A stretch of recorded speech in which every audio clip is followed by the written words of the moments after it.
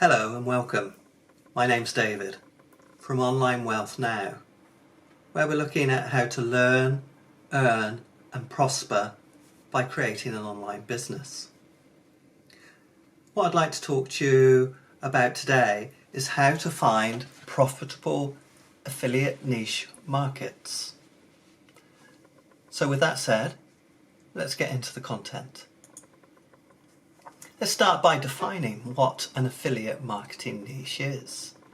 So if we look at the text that I've highlighted, we can see that it denotes or relates to products, services or interests that appeal to a small specialised section of the population. So a niche market is highly specialised. For example, a niche product could be something like a specialty tea. So for example, we can go into any shop and pick up a box of PG Tips. It's a blended tea in a tea bag that we can get everywhere. Now niche tea could be loose leaf tea, it could be first flush, a specific variety from a specific region and hand-picked. So there we can see quite a difference from PG, bog standard tea, blended, put in a bag, put in a box, sold en masse, versus a leaf tea, a loose leaf tea with a provenance, where it's from a single variety, first flush, so it's the best leaves of the whole harvest. So this would be a very niche tea. Making me thirsty thinking about a nice cup of tea. Let's move on. Here we've got an overview of niche and what the niche market looks like. So in the first phase we've got the market, and this could be health. Then we move on to a sub-market. So within health, it could be diet. We want to lose weight, want to get slimmer, want to get healthier. And then our niche is the ketogenic diet. In this example, it could be the South Beach diet or something like this. So if you go on ClickBank, you're looking at health, diet products, then you see products where you can promote the ketogenic diet. And we're getting really niche specific. So how do we choose our winning niche? Well, let's look at these areas. So firstly, we'll take a broad helicopter overview of these, and then we'll dive a little bit deeper into each one. So firstly, something that you have a passion for, or something you've got a strong interest in, or I'm even going to add something that you've got an interest in and you're willing to put the time and effort into it to learn more about it. Secondly, there's a strong, high level of competition in this market. It's got long-term potential and is evergreen. So I'm going to put these two together. They're hand in hand. Long-term potential and evergreen.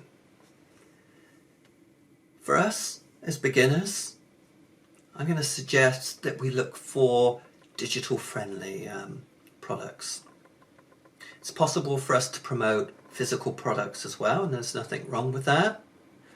But for me, starting the journey, I'm going to look at digital friendly products.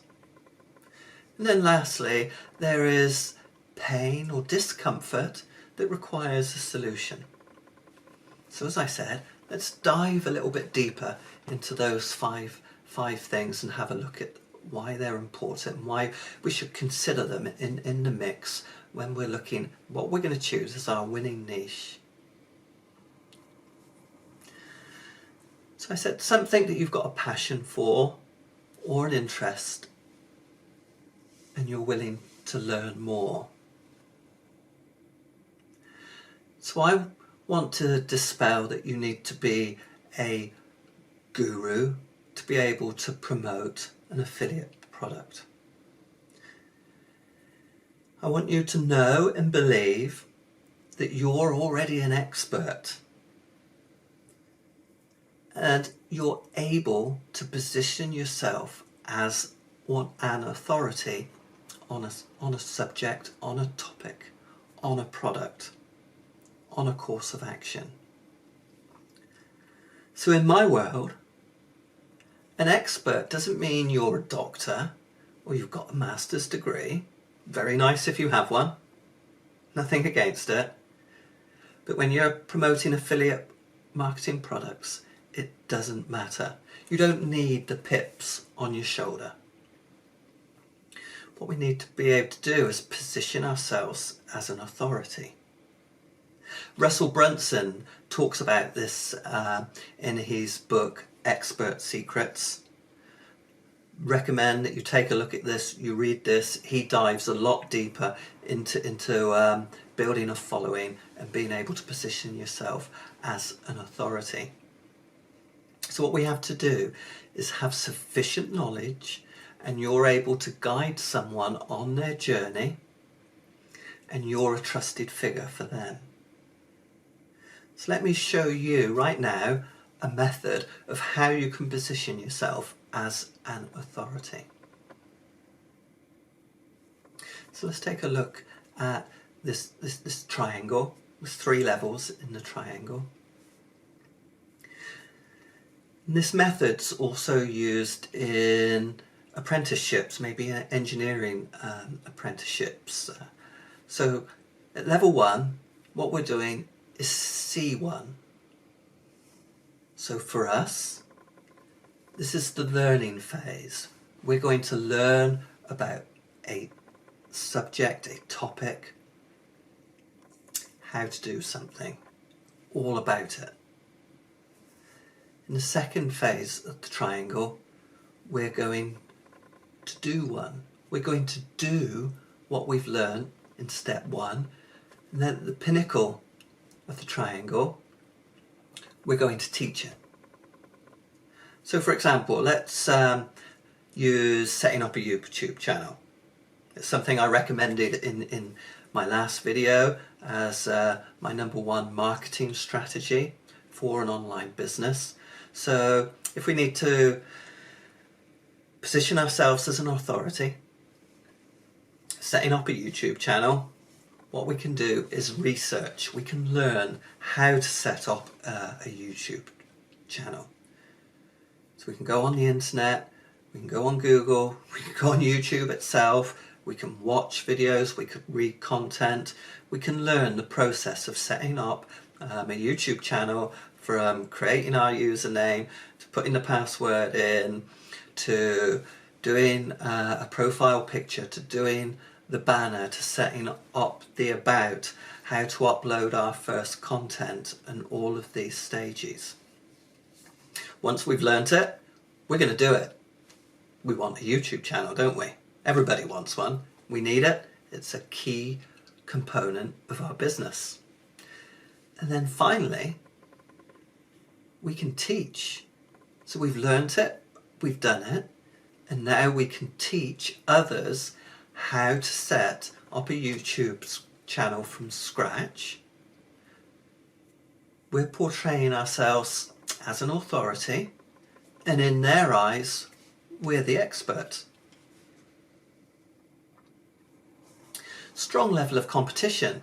Now you might think, gosh, I want to choose a niche where there's no competition or very little competition. I want the whole market to myself. I want all those customers. I don't want to have to fight anybody else, watch over your shoulder to make sure you're getting revenue into your business. But competition is actually a good thing. And the reason for that is that it shows that that market is healthy, and it's evidence that people are spending money in this market.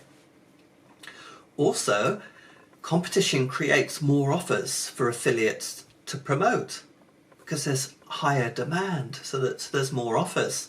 And in turn, the quality of the material for affiliates to use is much better. So whether it's the quality of the funnel, whether it's the quality of the VSL, or whether it's the quality of the email swipes. When there's more competition, the quality of these is higher. And if the quality of these materials are higher, then that's going to help us deliver more sales. So having more competition in a niche is healthy, and it's good for us as affiliate marketers. Right, let's look at long-term potential. What we want is a niche that has no end in terms of need. So our customers are going to be hard to find.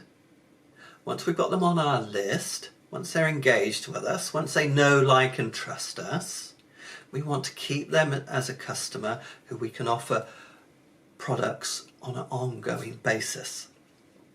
So for example, pregnancy, that lasts for 9 months. However, parenting, that lasts a lifetime. So if we're looking at these two areas, we'd be looking at going into parenting as opposed to pregnancy as our niche. Now let's look at weight loss. Weight loss is a massive industry. Millions and millions spent on it every year. Now, hopefully, our customer, they've been successful, they've been through the diet, they've lost the weight. What do we do next? We want to keep them as a customer. So we can look at options for upsells, alternative products to keep them as a customer of ours, to promote from our list once they get to that point. So we could be looking at healthy eating. Maybe the paleo diet, something like this. It's not about losing weight, it's about maintaining the weight they've already achieved. Or perhaps fitness in general, how to run a marathon, a course on running. Or perhaps even they get into muscle building. They've lost the fat, now they want to get toned. So we could look at products on how to create muscle, and we could also look at products that we can promote on helping to build muscle mass, and also recovery. It could be a protein shakes, these kind of things that can aid in the recovery after this exercise. So there, we're making sure that our relationship is long term. Okay, let's move on. Evergreen. So this goes hand in hand with Evergreen. Simply put, we need to make sure there is stable and constant demand for what we're offering. Now, if we take the Christmas tree from this slide, we put it in the marketplace, we're not going to sell this Christmas tree very often, because Christmas comes but only once per year. So we need to have this in mind when we're thinking about the products that we want to promote. We don't want big spikes in the demand for what we're promoting. This is our livelihood, this is our business. We want a constant revenue stream coming into us. Let's move on. Digital friendly. I think everything in the world now is probably digital friendly. I'm going to show my age. I can remember getting my first Casio digital watch. I can remember before there were calculators, when my dad came home with the first calculator. Texas Instruments had a bright red display. It was something like that. It had a physical on-off button. But like the picture in this slide, this is a digital image. Nearly everything in this world now is digital. And as a beginner, that's great, because we're going to look for products that are digital friendly. And these could be books or courses, and they can be written, they can be video, doesn't matter on the format. But what does matter is that these can be bought and sold online, and also they can be downloaded or streamed to the device of the customer's choosing. This is fantastic. And these types of products are available in almost every niche. Okay. Number 5. The buyer's intent is to resolve pain or discomfort. So where the customer has the motivation of pain or discomfort, and this could be physical pain or mental pain, there's a much stronger desire to find a solution. There's a stronger intent for that buyer. So let's look at this part at the bottom. I'd like you to write this down. This is going to be very important. We want to bear it in mind while we're going on our journey. So behind every search there is an intent and desire. Now as a marketer, this is what we must capture. We want to capture this desire, this intent, and find a solution for that problem. We're going to facilitate resolving the pain of our customer. This is almost our reason to be. To solve problems from last time, get traffic. Okay? So some of the pains we could be talking about here, it could be something that can help with migraines. It could be backache. Could be eczema. Could be all sorts of different things. And there are products out there, believe me, I've seen them when I've been looking and researching niches already for these different kinds of pain. Mental pain, addiction. There are products out there that can help people overcome these things. Okay, so choosing a niche. I'd like to think this is just an overview, an introduction. I want to get those creative juices flowing for you. Maybe you've already chosen a niche, or you've got a strong idea of the niche that you'd like to go into for your business. There's no rush. I could talk about choosing a niche all day. It's a massive subject. There's loads to think about. There's loads to talk about. I'm going to split this finding a niche into a series of videos to try and keep them as short as possible. I know I'm talking a lot, but I've been researching a lot. There's a lot to share, and we need to get it right. There's no rush. So in the next video, we're going to be looking at the big 4. And we can introduce those into the mix. And then there's going to be a further video, and that will be looking at some of the tools we can use and researching potential markets. So, thank you for watching. I appreciate you spending the time with me and listening to what I wanted to share with you. So thank you very much. As I said, my name's David from Online Wealth Now, where we're looking at how to learn, earn and prosper by setting up an online business. Now what I'd like you to do now is take action, hit that subscribe button, leave a comment, tell me where you are, what you're doing, give me a thumbs up. Until the next video, goodbye.